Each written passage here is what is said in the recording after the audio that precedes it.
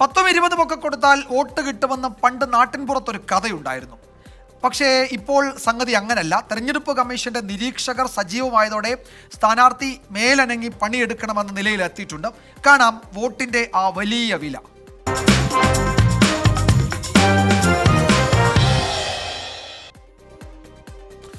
എന്ന് പറഞ്ഞാൽ അഭ്യാസങ്ങളോട് അഭ്യാസമാണ്. തെരഞ്ഞെടുപ്പായ സ്ഥാനാർത്ഥികൾ പല തരത്തിൽ പല ഘട്ടത്തിൽ അഭ്യാസികളാകും. 4 വോട്ട് പെട്ടിയിലാക്കാൻ നടത്തുന്ന അഭ്യാസങ്ങൾ പലവിധ കാഴ്ചകളുമാണ്. അത്തരമൊരു കൗതുക കാഴ്ചയാണിനി. തിരുവനന്തപുരത്തെ UDF സ്ഥാനാർത്ഥി ശശി തരൂർ വോട്ട് തേടുന്നതിനിടെ ഓട്ടോറിക്ഷയിൽ കയറിയത് ഒരു കൗതുക കാഴ്ചയായി.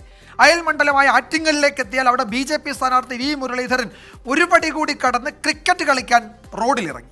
ആ കാഴ്ചയിലേക്ക്.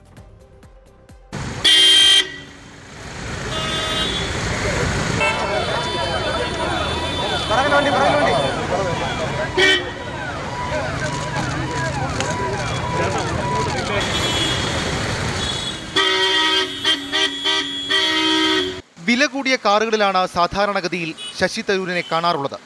ഓട്ടോറിക്ഷ പിടിക്കേണ്ട സാഹചര്യമുണ്ടായാൽ അതിനും തയ്യാറാണെന്ന് ഈ ദൃശ്യങ്ങൾ വ്യക്തമാക്കും.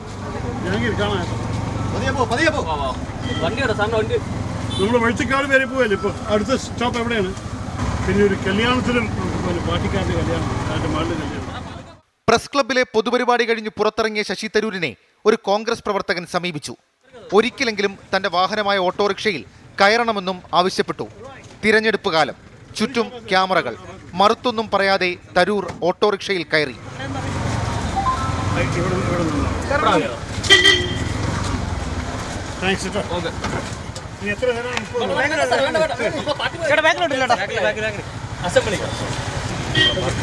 ഞങ്ങളുടെ ജീവിതം ഭാഗമല്ലോ.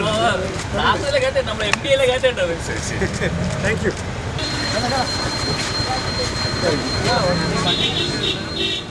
അയൽ മണ്ഡലമായ ആറ്റിങ്ങലിലെ BJP സ്ഥാനാർത്ഥി V മുരളീധരൻ ക്രിക്കറ്റ് കളിക്കാൻ ഇറങ്ങിയത് യുവാക്കളുടെ നിർബന്ധത്തിന് വഴങ്ങി. കാട്ടാക്കടയിലെ ക്രിക്കറ്റ് ടൂർണമെന്റ് മത്സരം ഉദ്ഘാടനം ചെയ്യാനെത്തിയതാണ് സ്ഥാനാർത്ഥി. വേദിയിലെ പരിപാടിയൊക്കെ കഴിഞ്ഞപ്പോൾ യുവാക്കൾ ക്രിക്കറ്റ് കളിക്കാൻ ക്ഷണിച്ചു. ശേഷം കഥ ഇങ്ങനെ. ഈ ബാറ്റ് തന്നെ എനിക്ക് ശീലമില്ലാത്ത ഇങ്ങനെയാണ് ഇപ്പൊ ബാറ്റ് അഡ്ജസ്റ്റ് ചെയ്യാൻ വേണ്ടിയിട്ടാണ്. ഏതായാലും തിരഞ്ഞെടുപ്പിന് ദിവസങ്ങൾ നിരവധിയുള്ളതിനാൽ വരും ദിവസങ്ങളിലും ഇത്തരം അഭ്യാസങ്ങൾ കാണാം. ഷഫീദ് റൗത്തർ, 24 തിരുവനന്തപുരം.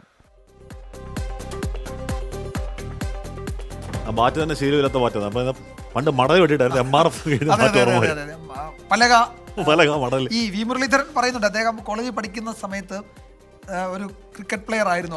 പക്ഷേ പിന്നീട് കുറെ കാലമായി ഇത് ടെലിവിഷനിൽ കാണുന്നതേ ഉള്ളൂ. അതുകൊണ്ട് അതെ അതെ, അദ്ദേഹം ആ സമയത്ത് കളിച്ച സമയത്ത് ബാറ്റല്ല എന്നാണ് അദ്ദേഹം അന്ന് പറഞ്ഞത്.